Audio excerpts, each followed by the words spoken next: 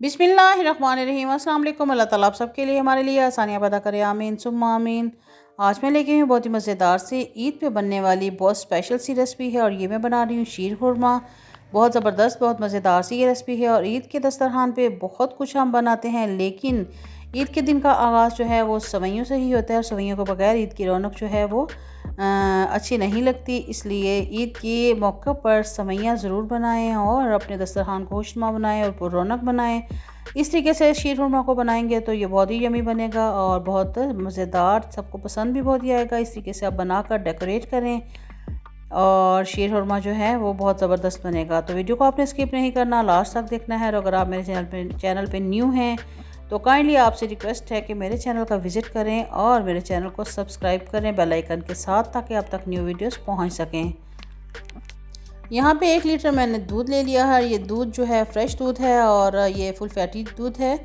इसको मैंने बॉईल करने के लिए रख दिया है और साथ ही इसमें मैं सब्ज़ इलायचियाँ जो हैं उनको ओपन करके इसमें डाल रही हूँ। आप इसमें सब्ज़ इलायची पाउडर भी ऐड कर सकते हैं, लेकिन मुझे इस तरह से सब्ज़ इलायची जो है वो डालना अच्छा लगता है और इससे खुशबू जो है बहुत अच्छी आती है। तो इसको हम बॉईल आने देंगे।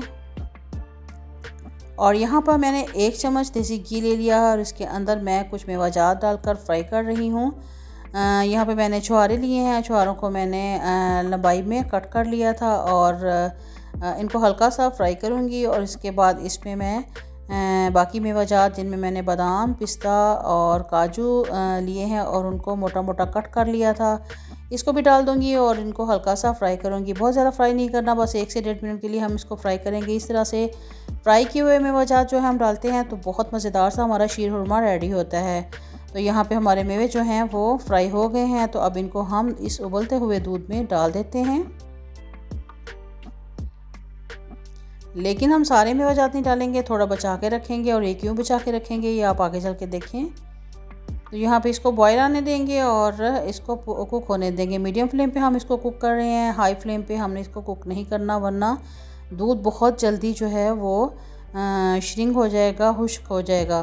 तो यहाँ पे हमने पैन में 1 से 1.5 चम्मच के घी ले लिया है और इसमें मैंने सवैयाँ ऐड कर दी हैं। ये तकरीबन 40 to 50 ग्राम सवैयाँ हैं और इनको डाल के मैंने फ्राई करना है। बारीक सवैयाँ मैंने ली थी और इनको छोटे छोटे पीसेस में कट भी कर लिया था। तो यहाँ पे हम इनको 1 से 1.5 मिनट के लिए फ्राई करेंगे। यकीन माने इस तरीके से अगर आप शीर खुरमा रेडी करते हैं तो बहुत ज़बरदस्त और बहुत यमी बनता है। तो आप इस तरीके से ज़रूर ट्राई कीजिएगा।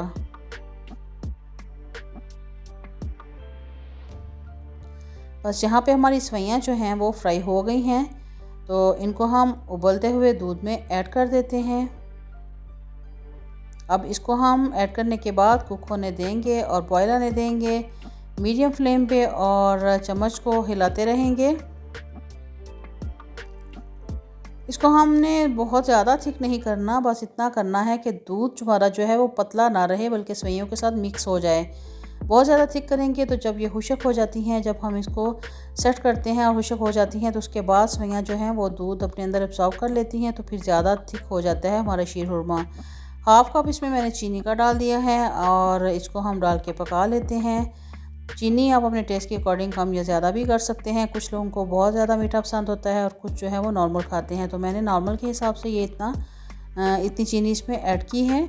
तो आप चाहें तो ज़्यादा भी कर सकते हैं। तो यहाँ पे जी हमने इसको इतना सा करना है कि ये सवैयाँ और दूध बिल्कुल अलग-अलग ना लगे, बल्कि ये एक दूसरे के साथ मिक्स होता हुआ लगे। तो यहाँ पे देख रहे हैं कि हमारी सवैयाँ और दूध अच्छे से मिक्स हो गया है। बस इतना ही हमने इसको गाढ़ा करना है। अब फ्लेम को ऑफ कर देंगे और इसको डिश आउट कर ले देंगे। अब जो बाकी बचे हुए हमारे मेवाजात थे उनसे हम इसको गार्निश कर लेते हैं। बहुत ही ज़बरदस्त, बहुत मज़ेदार, बहुत स्पेशल, ईद स्पेशल ये हमारी सवैयाँ शीर खुरमा रेडी हो चुका है। तो आप भी इस तरीके से ज़रूर ट्राई कीजिएगा और मुझे फ़ीडबैक दीजिएगा कि मेरे इस तरह से बनाई हुई सवैयाँ आपको कैसी लगी हैं। और अगर अच्छी लगी हैं तो काइंडली रिक्वेस्ट है कि आप मेरी वीडियो को लाइक ज़रूर करें और बहुत अच्छा सा, बहुत प्यारा सा कमेंट भी करें, फ़ीडबैक दें। और वीडियो बहुत मुश्किल से बनती है, देखने में तो ये छोटी सी वीडियो होती है लेकिन बहुत मुश्किल से बनती है, बहुत टाइम लगता है। तो आपसे रिक्वेस्ट है कि वीडियो को स्किप ना किया करें और एंड तक देखा करें और अपनी मोहब्बत का इजहार भी किया करें कि जिस तरह की आपको वीडियो लगी है उसकी राय दिया कीजिए। और मेरे चैनल का लाजमी विज़िट करें, आपको मेरे चैनल पे बहुत ज़बरदस्त बहुत मज़ेदार सी वीडियोस मिलेंगी। तो इंशाल्लाह नई रेसिपी, नई वीडियोस, बहुत ज़बरदस्त सी, बहुत यम्मी सी रेसिपी के साथ फिर मिलती हूँ। अल्लाह हाफिज़।